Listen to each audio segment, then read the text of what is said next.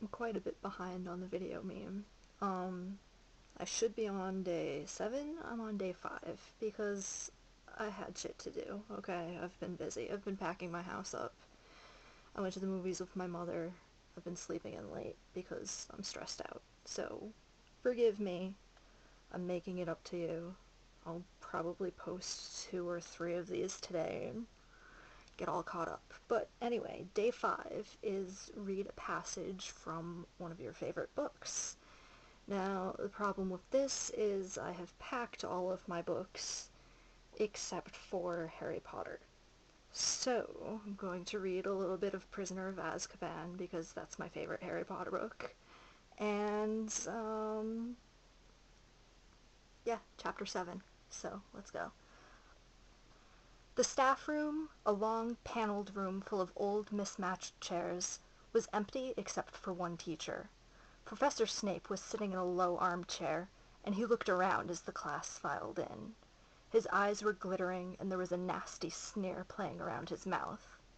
As Professor Lupin came in and made to close the door behind him, Snape said, "Leave it open, Lupin. I'd rather not witness this."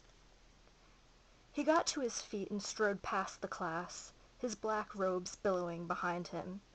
At the doorway he turned on his heel and said, "Possibly no one's warned you, Lupin, but this class contains Neville Longbottom. I would advise you not to entrust him with anything difficult. Not unless Miss Granger is hissing instructions in his ear." Neville went scarlet. Harry glared at Snape. It was bad enough that he bullied Neville in his own classes, let alone doing it in front of other teachers. Professor Lupin had raised his eyebrows. "I was hoping that Neville would assist me with the first stage of the operation," he said, "and I am sure that he will perform it admirably." Neville's face went, if possible, even redder. Snape's lip curled, but he left, shutting the door with a snap. "Now then," said Professor Lupin, beckoning the class toward the end of the room, where there was nothing but an old wardrobe where the teachers kept their spare robes. As Professor Lupin went to stand next to it, the wardrobe gave a sudden wobble, banging off the wall. "Nothing to worry about," said Professor Lupin calmly, because a few people had jumped backward in alarm. "There's a boggart in there." Most people seemed to feel that this was something to worry about. Neville gave Professor Lupin a look of pure terror, and Seamus Finnegan eyed the now-rattling doorknob apprehensively. "Boggarts like dark, enclosed spaces," said Professor Lupin. "Wardrobes, the gap beneath beds, the cupboards under sinks. I've even met one that had lodged itself in a grandfather clock. This one moved in yesterday afternoon, and I asked the headmaster if the staff would leave it to give my third years some practice. So, the first question we must ask ourselves is, what is a boggart?" Hermione put up her hand.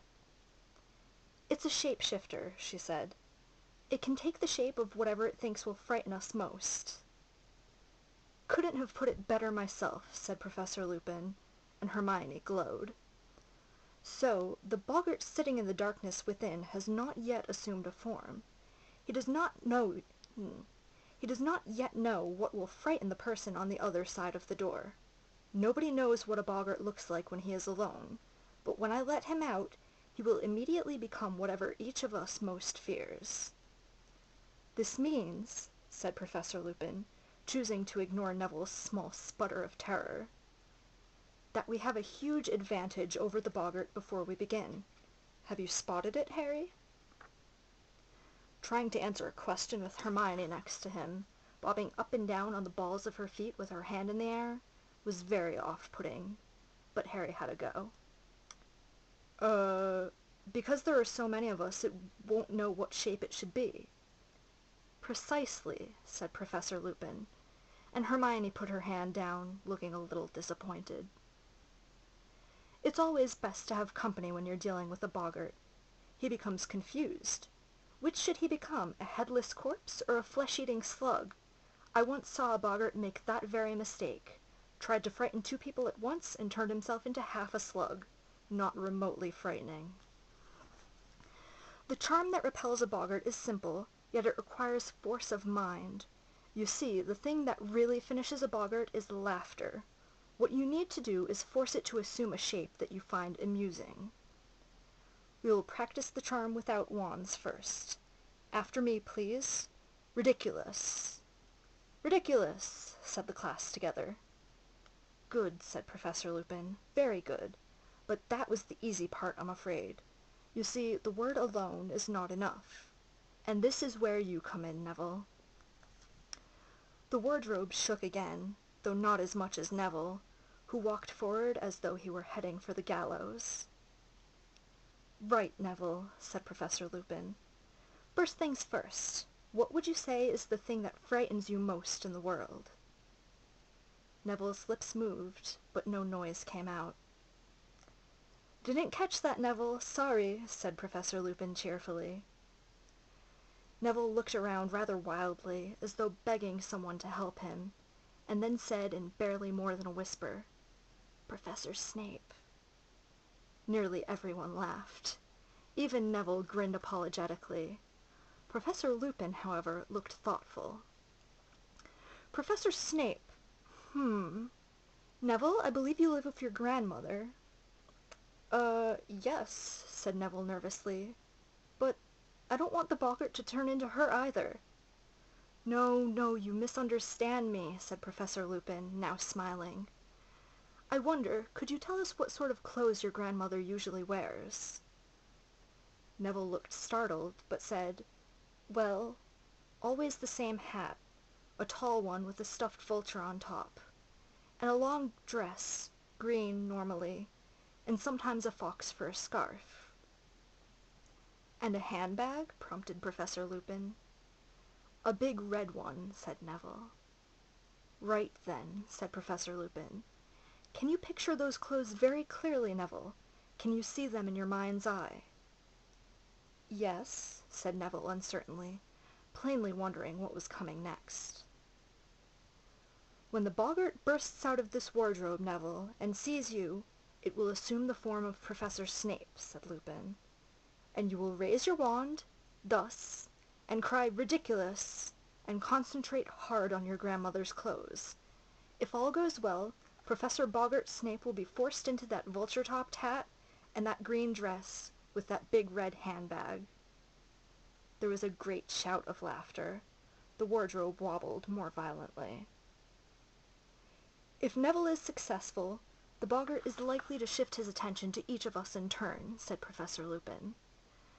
I would like all of you to take a moment now to think of the thing that scares you most, and imagine how you might force it to look comical. The room went quiet. Harry thought, what scared him most in the world? His first thought was Lord Voldemort, a Voldemort returned to full strength. But before he had even started to plan a possible counterattack on a boggart Voldemort, a horrible image came floating to the surface of his mind. A rotting, glistening hand, slithering back beneath a black cloak, a long, rattling breath from an unseen mouth, then a cold so penetrating it felt like drowning. Harry shivered, then looked around, hoping no one had noticed. Many people had their eyes shut tight. Ron was muttering to himself, "Take its legs off." Harry was sure he knew what that was about. Ron's greatest fear was spiders. "Everyone ready?" said Professor Lupin. Harry felt a lurch of fear. He wasn't ready. How could you make a Dementor less frightening? But he didn't want to ask for more time. Everyone else was nodding and rolling up their sleeves. "Neville, we're going to back away," said Professor Lupin. "Let you have a clear field, all right? I'll call the next person forward. Everyone back now so Neville can get a clear shot." They all retreated, backed against the walls, leaving Neville alone beside the wardrobe. He looked pale and frightened, but he had pushed up the sleeves of his robes and was holding his wand ready. "On the count of 3, Neville," said Professor Lupin, who was pointing his own wand at the handle of the wardrobe. 1, 2, 3, now! A jet of sparks shot from the end of Professor Lupin's wand and hit the doorknob. The wardrobe burst open. Hook-nosed and menacing, Professor Snape stepped out, his eyes flashing at Neville. Neville backed away, his wand up, mouthing wordlessly. Snape was bearing down upon him, reaching inside his robes. Ridiculous!" squeaked Neville. There was a noise like a whip crack. Snape stumbled. He was wearing a long, lace-trimmed dress and a towering hat topped with a moth-eaten vulture, and he was swinging a huge crimson handbag. There was a roar of laughter. The boggart paused, confused, and Professor Lupin shouted, "Parvati, forward!" Parvati walked forward, her face set. Snape rounded on her. There was another crack, and where he had stood was a blood-stained, bandaged mummy. Its sightless face was turned to Parvati, and it began to walk toward her very slowly, dragging its feet, its stiff arms rising. "Ridiculous!" cried Parvati. A bandage unraveled at the mummy's feet. It became entangled, fell face forward, and its head rolled off. "Seamus!" "Seamus!" roared It's like 5 a.m. Shut up, leave me alone. "Seamus!" roared Professor Lupin. Seamus darted past Parvati. Crack! Where the mummy had been was a woman with floor-length black hair and a skeletal, green-tinged face. A banshee. She opened her mouth wide, and an unearthly sound filled the room. A long, wailing shriek that made the hair on Harry's head stand on end. "Ridiculous!" shouted Seamus. The banshee made a rasping noise and clutched her throat. Her voice was gone. Crack! The banshee turned into a rat, which chased its tail in a circle. Then, crack! Became a rattlesnake, which slithered and writhed before, crack! Becoming a single bloody eyeball. "It's confused!" shouted Lupin. "We're getting there! Dean!" Dean hurried forward. Crack! The eyeball became a severed hand, which flipped over and began to creep along the floor like a crab. "Ridiculous!" yelled Dean.